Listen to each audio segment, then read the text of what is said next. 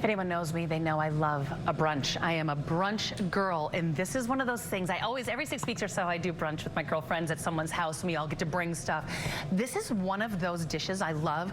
You can make them ahead of time, just griddle them right before you need them. It's just a smoked salmon quesadilla. It's so simple, but the flavors we're putting in this are elegant, delicious, and so incredibly simple, but people think it's fancy. So let me show you how I make my smoked salmon quesadillas. Like I said, I love them for make ahead. And you cut them into wedges so everybody can just share. Like it's one of those, you just make a bunch of them and put them on platters and people can pick them as they go. So I like that. Let's start with the filling here. You can use a couple different things. You can use cream cheese if you have to. But I have 2 favorites. One favorite is mascarpone cheese. Mascarpone, an Italian cream cheese. It's a little bit lighter and sweeter and creamier. You can find it right by the ricotta cheese at the grocery store. So I love a mascarpone. It's just a little bit different than cream cheese. Or some softened goat cheese, which to me is my #1 favorite. Luckily, my friends have great foodie palates, so I'm safe here. But if I was cooking for people I didn't know, I'd probably stick with the mascarpone. It's a little bit safer, whereas goat cheese has a little bit of a sour kind of feel to it. I love it. So to this, we need to get some lemon zest in here because smoked salmon and lemon is just heaven on earth. So I'm gonna zest a lemon into this. I'm just showing you one today. It's simple enough. I just make a big batch if you need to the night before. Have them all just kind of stacked up in your fridge and just griddle them when you need them. Heck yeah, I want all the zest. Just try not to get the white part. That's a little too bitter.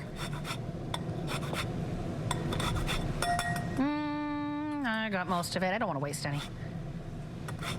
I don't need this, though. I'll save that for later. It's ugly, but she still works. All right, so now we're going to go ahead and get some fresh herbs in here. So fresh chives, which we love. I'm heating up a saute pan over here because we're just going to griddle one up. Maybe I'll use that for garnish. All right, so you need, just a few bunches of fresh herbs here. For me, the chives are so nice because they add that nice light onion flavor. If you don't have chives or if they happen to be out of chives at your store, green onions work well.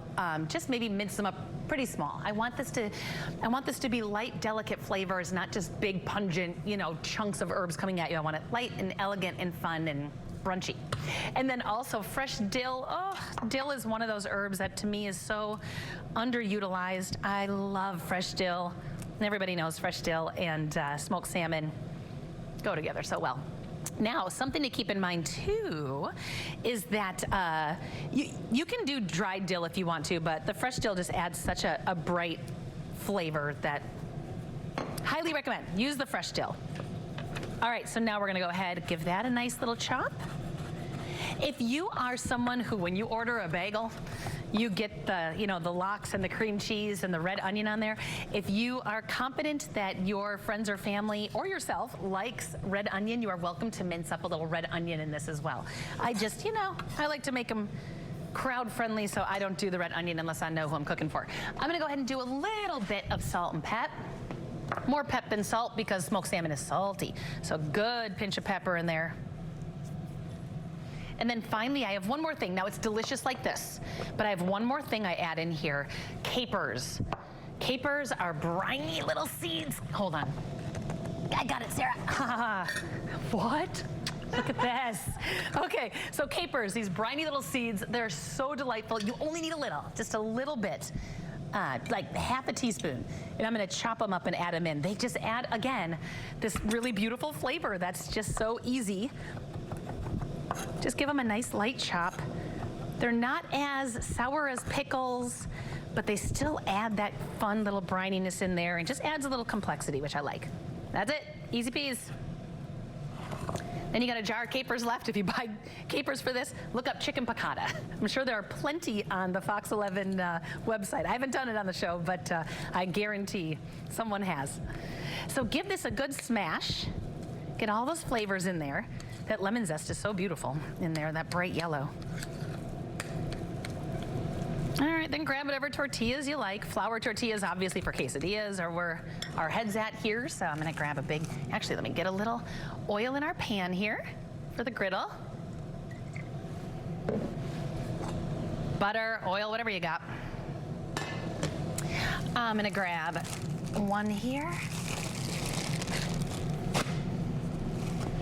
Beautiful, and we're gonna give it a good schmear. Switch to a knife. I like to go not too heavy, but enough to, you know, make an impact. And then on the side here, I've got some beautiful smoked salmon. If you prefer a fillet of smoked salmon, you just want to chunk it up, you are welcome to do it that way. For me, I always kind of get the lox, the thin sliced, like this. My dog likes when I make this because then my hands smell like salmon the whole day.